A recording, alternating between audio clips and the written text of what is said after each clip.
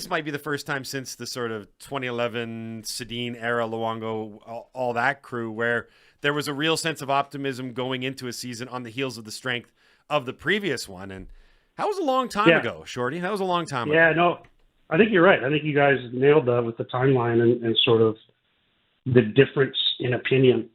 And one thing I don't sense, and I asked Rick talking about this about 10 days ago, not because I sensed it or was worried about it. I was just curious.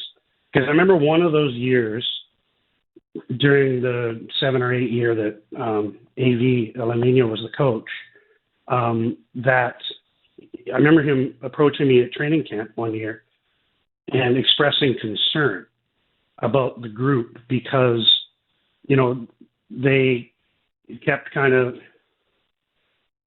knocking on the door but couldn't bust through. Remember the second round losses and all that. And, his comment was, I'm a little concerned because all I hear from the players is, well, we can't really prove anything until the playoffs.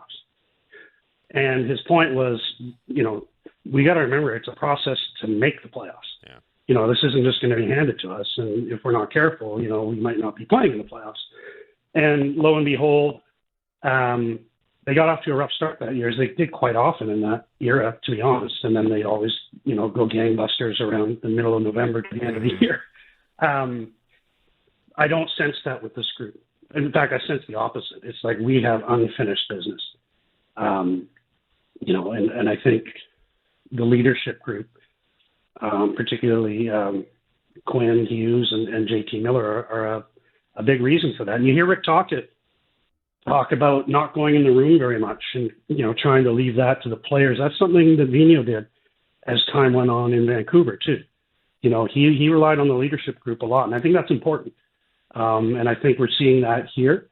And hopefully it's the timing for that is right. And these guys are kind of ready to take over and set the tone and set the standards and see if they can. I think if you're going to be realistic, like to say, they're going to duplicate what they did points-wise last year, that might be, that was the third best regular season in the 50-plus year history of the franchise? Yeah, ever.